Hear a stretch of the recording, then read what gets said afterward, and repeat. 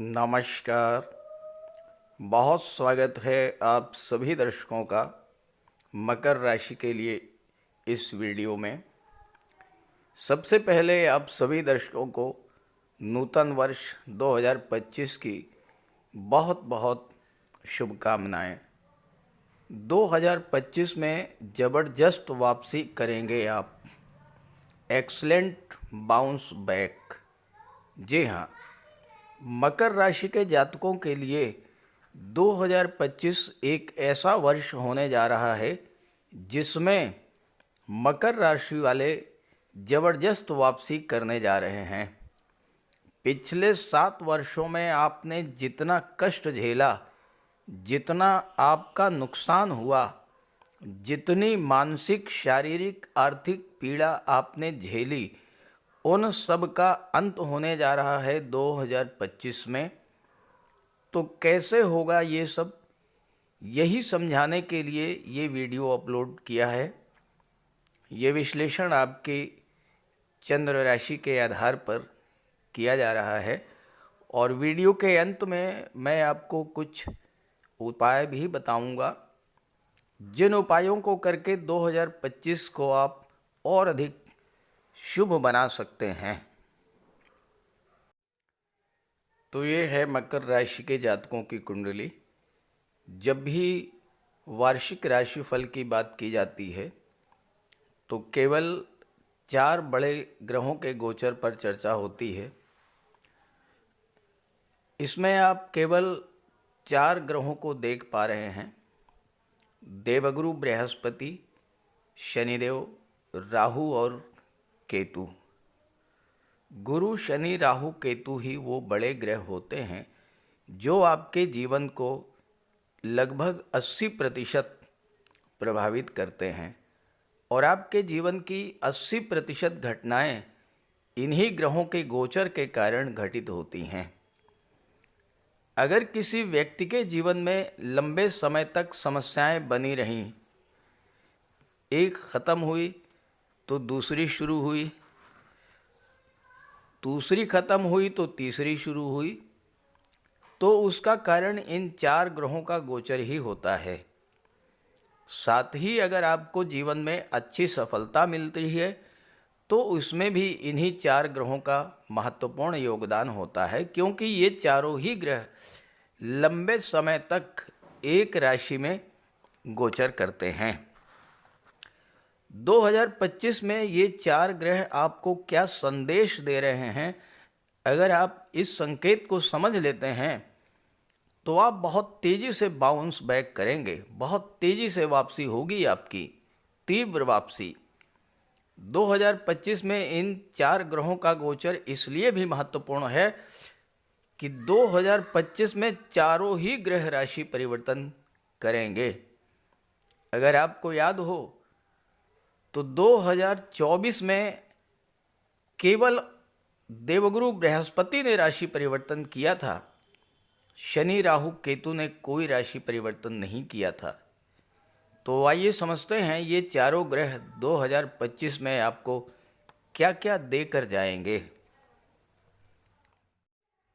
मकर राशि के जातकों के जीवन में शनि देव की 7.5 का अंतिम चरण गतिमान है और शनि का गोचर आपकी कुंडली के धन के भाव में है। 29 जनवरी वो तिथि होगी जब आपके जीवन से 7.5 समाप्त हो जाएगी। 7.5 समाप्त होते ही वो सारे कष्ट, दुख, परेशानियां समाप्त होंगी जिनको आप पिछले 7.5 वर्षों से झेल रहे थे। आपको ये लगने लगेगा कि 7.5 वर्षों से दुखों का जो पहाड़ अपने सिर पर रखे हुए घूम रहे थे आप, वो बड़ा बोझ आपके सिर से उतर गया है और अब आप राहत की सांस लेंगे। हालांकि इसकी शुरुआत जनवरी 2025 से ही होने जा रही है और आपको वर्ष के आरंभ से ही राहत मिलनी शुरू हो जाएगी। जनवरी से ही आपकी आर्थिक स्थिति में बदलाव आएगा। 29 मार्च को जैसे ही शनिदेव राशि परिवर्तन करके तीसरे भाव में जाएंगे, आपके मन में नए नए आइडियाज़ आना शुरू हो जाएंगे। कैसे आप अपने जीवन को उन्नति के मार्ग पर ले जाएं, कैसे धन का आगम बढ़ाएं, कैसे कार्यों को पूरा करें और किस तरह से अपने खोए हुए मान सम्मान को वापस लाया जाए, किस तरह से अपने रिश्ते नातों में सुधार लाएं और किस तरह से पारिवारिक जीवन और दाम्पत्य जीवन में खुशियां लेकर के आएं। इन सब बातों को लेकर के नए नए आइडियाज़ आपके मन में आएंगे। साढ़े साती ख़त्म होते ही आप देखेंगे कि जो लोग आपके मान सम्मान में कमी कर रहे थे, जो लोग पीठ पीछे आपकी बुराई कर रहे थे, आपको नीचा दिखाने का प्रयास कर रहे थे, उनके व्यवहार में सुधार आएगा और वो फिर से आपके पास वापस आएंगे। मकर राशि के बहुत से जातक ऐसे होंगे जिनको साढ़े साती ने एक एक पैसे के लिए तरसा दिया होगा। बहुत से जातकों को कर्ज की स्थिति से भी गुजरना पड़ा होगा। अब उन हालात में सुधार आएगा। साढ़े साती हटने का पहला प्रभाव यही पड़ेगा कि आपकी आर्थिक स्थिति में ज़बरदस्त सुधार देखने को मिलेगा। जो लोग साढ़े साती के दौरान आपकी बातों को इग्नोर कर रहे थे, अब वो देखेंगे कि आप जो कह रहे थे वो सच हो रहा है।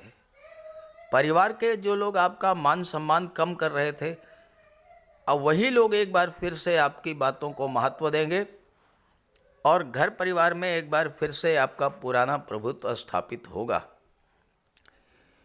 इसमें कोई दो राय नहीं है कि मीन राशि में तीसरे भाव में जाकर शनि आपसे परिश्रम तो कराएंगे, लेकिन आपको आपकी मेहनत का फल भी मिलेगा। पिछले समय में आपने देखा होगा कि आपने परिश्रम तो बहुत किया, संघर्ष बहुत किया, लेकिन उसका फल आपको नहीं मिल पाया। अब आपको आपके प्रयासों का, आपके संघर्षों का फल मिलना शुरू हो जाएगा। भाग्य का साथ मिलना शुरू होगा और फिजूल खर्ची समाप्त होगी। अभी तक आप बचत नहीं कर पा रहे थे। बचत क्या होती है, सेविंग क्या होती है, शायद आप इसको भूल चुके होंगे, लेकिन अब आपकी इनकम भी बढ़ेगी और आपकी बचत भी होगी। अब देखिए, एक बड़ा परिवर्तन तो आपके जीवन में 29 मार्च को आएगा, जब साढ़े साती समाप्त होगी, शनि राशि परिवर्तन करेंगे।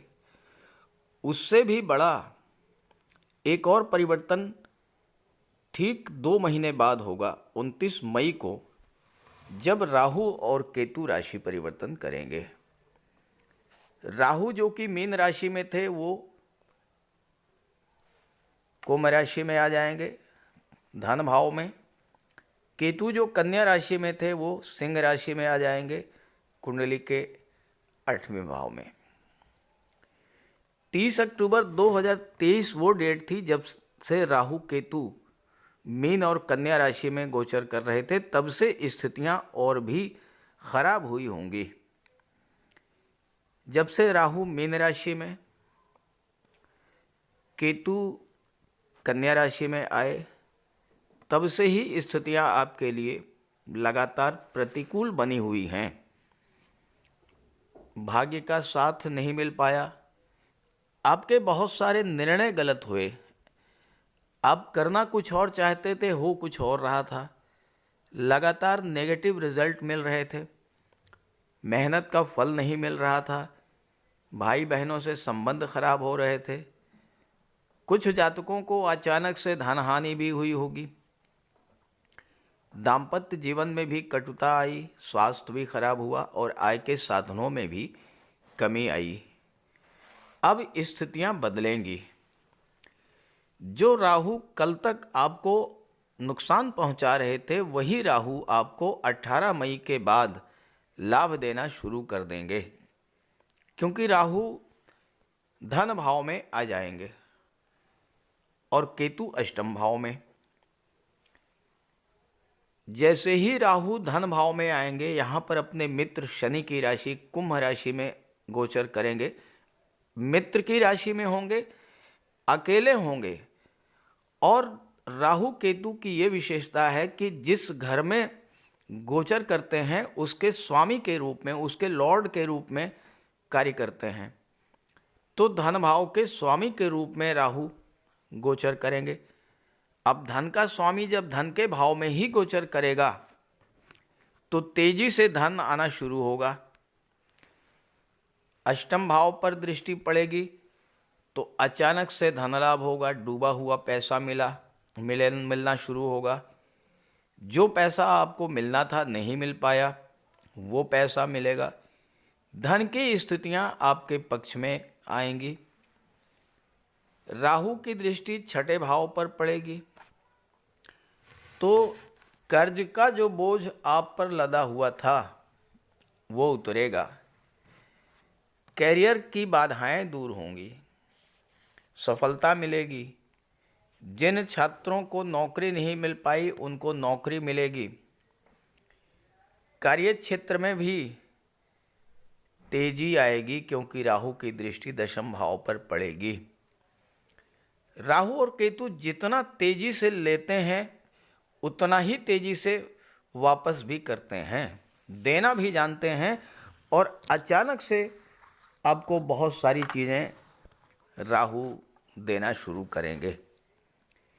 केतु जब अष्टम भाव में आएंगे, केतु डिटैचमेंट के कारक होते हैं, अलगाव के कारक होते हैं। तो अष्टम भाव की चीज़ों से आपकी दूरी बनाएंगे। यानी आपके जीवन में जो कष्ट, जो समस्याएं, जो विघ्न बाधाएं, रुकावटें चल रही थीं वो समाप्त होंगी। पैसा आपका डूब गया था वो पैसा मिलेगा। धन हानि हुई थी उसकी रिकवरी होगी। विदेश जाने के सपने पूरे होंगे। करना क्या है, राहु केतु और शनि के लिए बहुत आसान सा उपाय बता दे रहा हूं कि जो स्ट्रीट डॉग्स हैं, सड़क पर जो आवारा कुत्ते घूमते रहते हैं, उनको आप भोजन कराइए, कुछ खाने को उनको दीजिए। ब्रेड है, बिस्किट है, इस तरह की चीज़ें। राहु केतु और शनि के बीज मंत्र का जाप करते रहें तो राहु केतु 2025 में आपको बहुत कुछ दे कर जाएंगे। तीसरा बड़ा परिवर्तन भी मई के महीने में ही होगा। 14 मई को देवगुरु बृहस्पति राशि परिवर्तन करेंगे और बुध की राशि मिथुन राशि में आएंगे। पिछले 13 महीनों से गुरु का गोचर शुक्र की राशि वृषभ राशि में था। शत्रु राशि में गुरु गोचर कर रहे थे और शत्रु राशि में गोचर करने के कारण आपको वो फल नहीं दे पा रहे थे जो फल आपको मिलना चाहिए था। अब जैसे ही 14 मई को गुरु राशि परिवर्तन करेंगे और छठे भाव में आएंगे तो गुरु अतिचारी अवस्था में गोचर करेंगे। अतिचारी का मतलब ये होता है कि बहुत तीव्र गति से गतिमान होना। देखिए, गुरु एक राशि में लगभग 12 से 13 माह तक गोचर करते हैं, लेकिन 2025 एक ऐसा वर्ष है जिसमें देवगुरु 14 मई को मिथुन राशि में आएंगे और 18 अक्टूबर को कर्क राशि में चले जाएंगे। मात्र 5 महीनों में राशि परिवर्तन कर लेंगे तो बहुत तीव्र गति से गतिमान होंगे।